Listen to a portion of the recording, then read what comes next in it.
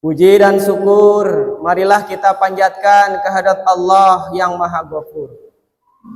Salawat serta salam semoga senantiasa dilimpah curahkan kepada junjungan kita Nabi besar Muhammad sallallahu alaihi wasallam. Tidak lupa khotib berwasiat khusus bagi diri khotib pribadi dan umumnya untuk kita sekalian. Marilah kita sama-sama meningkatkan keimanan dan ketakwaan kita kepada Allah Subhanahu wa Ta'ala dengan menjalankan segala perintah-perintahnya dan menjauhi segenap larangan-larangannya. Ma'asyiral hadirin sidang Jum'ah rahimakumullah. Di dalam surat Al-Ahzab ayat 72 Allah Subhanahu wa Ta'ala berfirman, Inna aradnal amanata 'alas samawati wal ard. Bahwasanya kata Allah, saya telah menawarkan, kami telah menawarkan amanah kepada langit, kepada bumi, wal jibal, kepada gunung. Fa'abaina, mereka menolak.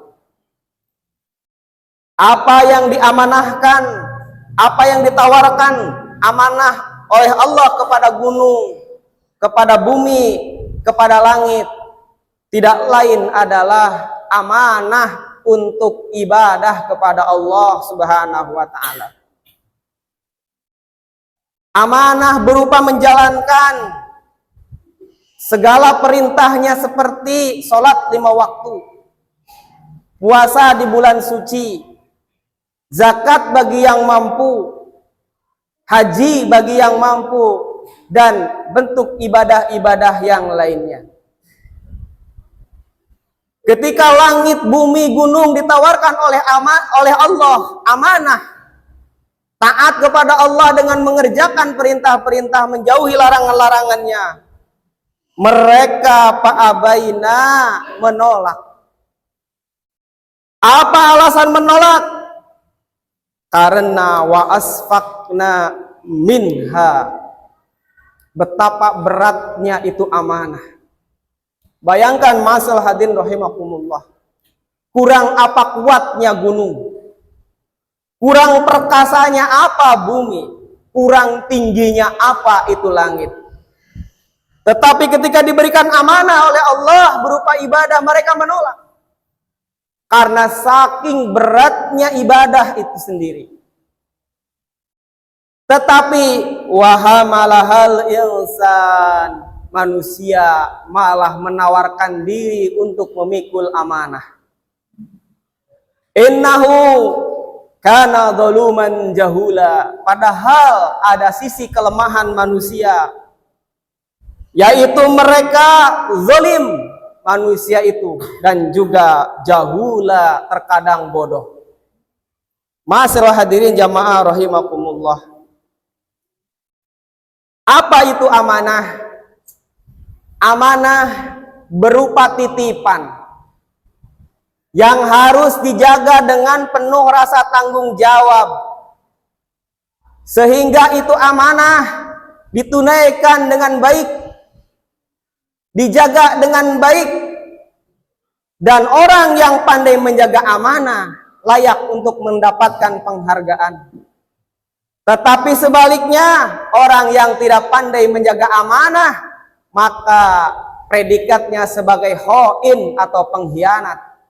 Dia akan menjadi perilaku atau pelaku kriminal. Masalah hadirin jamaah rahimakumullah. Karena manusia siap memikul amanah, maka amanah apa saja yang dipikulkan, seperti tadi telah dijelaskan bahwa amanah yang kita pikul hari ini di dunia adalah kita disuruh taat kepada Allah Subhanahu wa Ta'ala. Seluruh tubuh kita, seluruh harta yang kita punya, seluruh fasilitas yang ada di alam semesta ini digunakan untuk manusia untuk ibadah kepada Allah Subhanahu wa taala. Allah menitipkan mata, maka ada peraturan yang harus dijaga. Karena mata ini amanah, Allah memerintahkan jaga mata. Perlihatkan kepada perkara yang berpahala, halal, dan terhormat. Apabila sebaliknya mata digunakan untuk melihat perkara yang haram, maka kita sudah berkhianat kepada amanah mata. Kita dititipkan oleh Allah pikiran, dititipkan oleh Allah hati, maka jaga hati ini. Supaya hati ini selalu qalbun salim, hatinya selamat.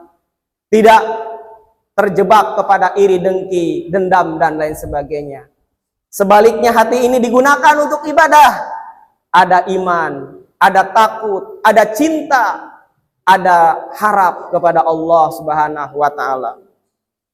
Allah menitipkan tangan, maka tangan ini harus kita gunakan kepada hal-hal untuk meninggikan agama Allah, untuk ibadah kepada Allah. Mulut ini titipan, maka ucapkan perkara yang mengandung pahala, atau diam bila itu mengandung dosa. Ma'asyiral hadirin rahimakumullah. Artinya bahwa seluruh anggota badan kita ini amanah yang harus kita jaga dengan baik. Allah titipkan sholat dilaksanakan oleh seluruh anggota badan kita. Allah titipkan zakat, maka ditunaikan juga atas harta yang dititipkan Allah kepada kita. Allah wajibkan haji bagi yang mampu atas harta yang dititipkan Allah kepada kita. Ma'asyiral hadirin jamaah rahimakumullah. Itulah amanah. Bila kita merenungkan, sesungguhnya untuk menjaga diri kita saja, supaya tertib taat kepada Allah sulit bukan main. Menjaga sholat saja sulit. Kita mau zakat terkadang bakhil, mau haji terkadang sayang hartanya, mau sodakoh terkadang kita pelit, mau ibadah banyak tawar menawar.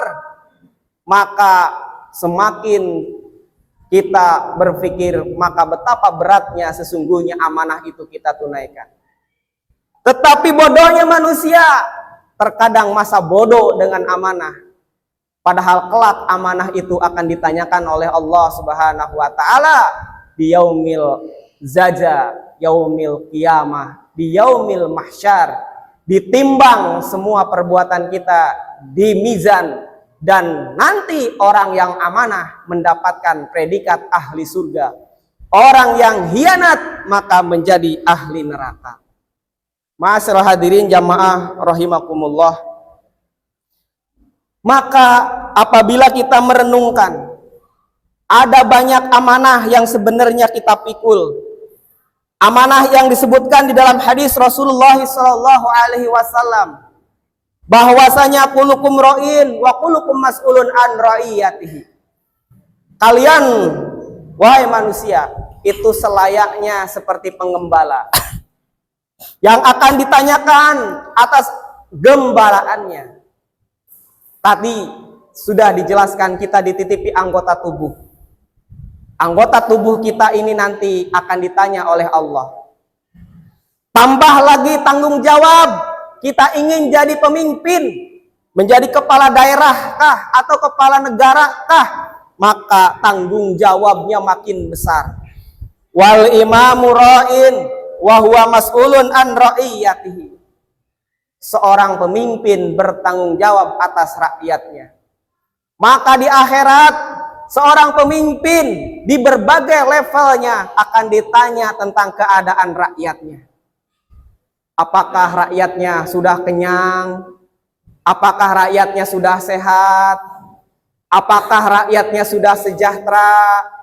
Apakah rakyatnya itu sudah nyaman? Jalan sudah benar, sekolah mudah diakses, kesehatan gampang. Apabila ada satu saja di antara rakyatnya yang kelaparan, yang kesakitan, tidak bisa mengakses sarana prasarana rumah sakit, maka itu akan panjang sekali pertanyaannya.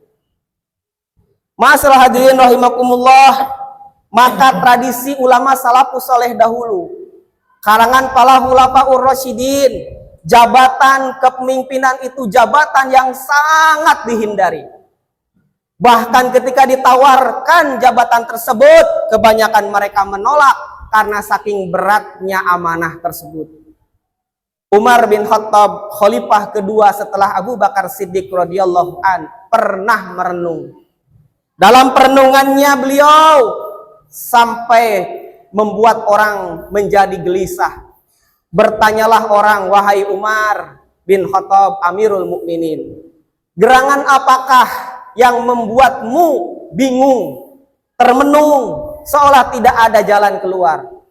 Umar bin Khattab radhiyallahu anhu menjawab, wahai sahabatku, sesungguhnya aku sangat cemas bila ada jalan yang bolong di Baghdad, sampai-sampai kaki keledai itu terpelintir atau patah gara-gara jalan yang bolong. Masalah hadirin jamaah rahimakumullah, itulah Umar bin Khattab. Bukan lagi rakyat manusia yang dipikirkan, bahkan binatang pun dipikirkan kesejahteraannya. Masalah hadirin rahimakumullah, amanah yang paling besar adalah ketika orang merelakan dirinya atau menawarkan dirinya memegang amanah kekuasaan. Maka itu tidak main-main. Orang yang memegang kekuasaan akan sangat berat pertanggungjawabannya di yaumil qiyamah. Maka hindarilah bagi orang-orang yang tidak mampu memikul amanah tersebut. Karena memikul amanah kekuasaan godaannya sangat luar biasa.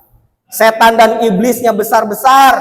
Karena orang yang memikul amanah memegang uang yang relatif besar. Seperti contoh, Indramayu APBD-nya adalah 4 triliun rupiah. Uang sebanyak itu kalau tidak dijaga dengan baik, maka tidak akan ada artinya. Masalah hadirin rahimakumullah, kalau kita sudah berumah tangga, amanah bertambah. Istri itu amanah yang harus kita jaga dan didik. Sholatnya, puasanya, nafkahnya. Ketika punya anak harus dijaga. Bagaimana perilakunya, kesolehannya, sudah bisa baca Quran atau belum? Apakah anak kita bisa ngaji atau tidak? Tahu kepada Allah atau tidak? Sholatnya tertib atau tidak? Dan lain-lain sebagainya. Mungkin di antara kita hanya menganggap rumah tangga itu hanya sebatas berkumpul di rumah, hanya makan-makan saja. Ternyata tidak hanya seperti itu. Makan harus kita cukupi, minumnya harus kita cukupi, pakaiannya harus diadakan. Tetapi lebih dari itu, apakah anak istri kita beriman kepada Allah atau tidak? Menjalankan ketaatan kepada Allah atau tidak? Ini juga menjadi bagian tanggung jawab suami. Istri di rumah juga punya tanggung jawab.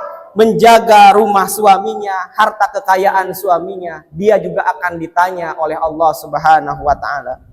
Wal khadimu ra'in ala mali sayyidihi, pembantu rumah tangga sekalipun, tukang kebun sekalipun, yang berjaga di rumah orang, ada security atau satpam sekalipun, semua akan ditanya tentang tugas-tugasnya waktu di dunia.